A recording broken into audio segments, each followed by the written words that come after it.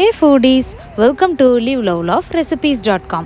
இன்னைக்கு நம்ம சேனல்ல நம்ம பார்க்க போற ஸ்பெஷலான ரெசிபி என்னன்னு பாத்தீங்கன்னா டயபெட்டிஸ் பேஷண்ட்ஸுக்கும் வெயிட் லாஸ் பண்ணணும்னு நினைக்கிறவங்களுக்கும் ஏற்ற மாதிரியான கின்வாவும் லென்டில்ஸையும் வச்சு ப்ரிப்பேர் பண்ணக்கூடிய ஒரு தோசை ரெசிபி தான். ரொம்பவே கிறிஸ்பியாக இருக்கிற இந்த தோசையில் நம்ம கொஞ்சம் கூட ரைஸ் யூஸ் பண்ண போகிறதில்ல. அதனால தான் இது வெயிட் லாஸ்க்கு ரொம்பவே சூப்பரான ஒரு ரெசிபி.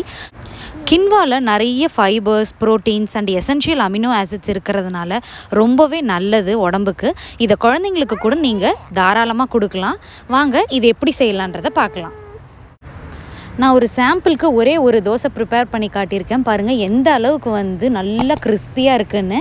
நம்ம கொஞ்சம் கூட ரைஸ் சேர்க்காமலே எவ்வளோ கிறிஸ்பியாக வருது பார்த்தீங்களா? ஸோ கண்டிப்பாக இந்த ரெசிபியை நீங்களும் ட்ரை பண்ணுங்கள்.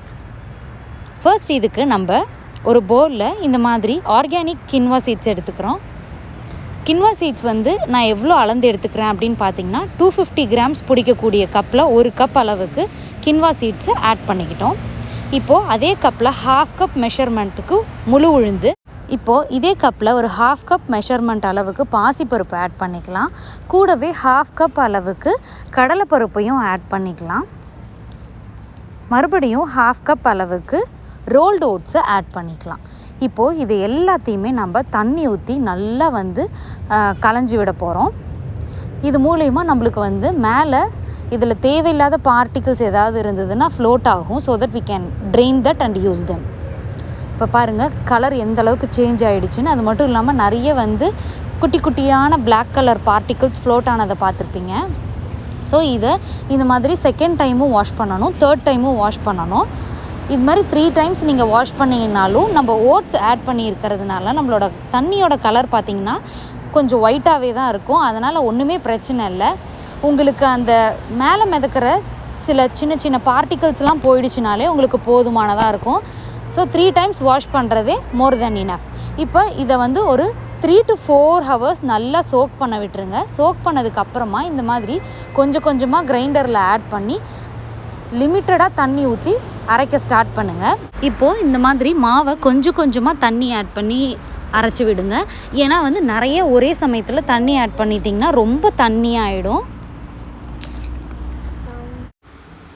மாவு இந்த மாதிரி அரைஞ்சிக்கிட்டே இருக்கும்போது இது ஃப்ளேவருக்காக சில பொருளை ஆட் பண்ணணும். அதில் 1 டீஸ்பூன் அளவுக்கு ஜீரகம் ஆட் பண்ணிக்கலாம். காரத்துக்கு தேவையான அளவுக்கு வரமிளகாய் ஆட் பண்ணணும். நான் இன்றைக்கி 3 வரமிளகாயை ஆட் பண்ணிக்கிறேன். விதையெல்லாம் நீக்க தேவையில்லை, அப்படியே ஆட் பண்ணிக்கலாம்.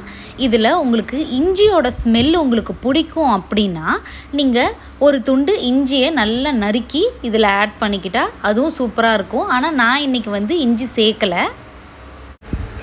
இந்த மாவை அரைக்கிறதுக்கு நம்ம கிரைண்டர் தான் யூஸ் பண்ணி அரைக்கணும்னு இல்லை, மிக்சியில் கூட அரைச்சிக்கலாம். ஏன்னா ஒரு 7 to 8 மினிட்ஸில் இது சீக்கிரமாக மசிஞ்சு வந்துடும். மாவு பார்த்திங்கன்னா இந்த அளவுக்கு சாஃப்டான கன்சிஸ்டன்சிக்கு வந்ததுக்கப்புறமா நீங்கள் எடுத்துடலாம். அதுக்கப்புறமா எப்பயும் போல் நம்ம தோசை ஊற்றுற மாதிரியே தோசை ஊற்றுங்க. கொஞ்சமாக நல்லா எண்ணெயை விட்டுட்டு அதுக்கப்புறம் திருப்பி போட்டிங்கன்னா பார்த்திங்களா எந்த அளவுக்கு மொறுமொறுப்பாக இருக்குது. இதை நம்ம ஃபெர்மெண்ட் பண்ண வேண்டிய அவசியம்லாம் இல்லை. அப்படியே நீங்கள் இன்ஸ்டண்ட்டாக தோசை செஞ்சு சாப்பிட்டுக்கலாம். ரொம்ப டேஸ்டியாகவும் சூப்பராகவும் ஹெல்த்தியான தோசையும் இன்ஸ்டண்ட்டாக ரெடி ஆகிடும். கண்டிப்பாக இந்த ரெசிபியை நீங்களும் ட்ரை பண்ணி பார்த்துட்டு எப்படி வந்ததுன்றத கமெண்ட்ஸில் சொல்லுங்கள். இந்த ரெசிபி உங்களுக்கு பிடிச்சிருந்ததுன்னா நம்ம சேனலை சப்ஸ்கிரைப் பண்ணுறதோட மட்டும் இல்லாமல் உங்கள் ஃப்ரெண்ட்ஸ் அண்ட் ரிலேட்டிவ்ஸ்க்கும் ஷேர் பண்ணுங்கள். கண்டிப்பாக இந்த ரெசிபியை செஞ்சு பார்த்துட்டு எப்படி வந்துச்சுன்றத கமெண்ட்ஸில் சொல்லுங்கள். தேங்க்ஸ் ஃபார் வாட்சிங்.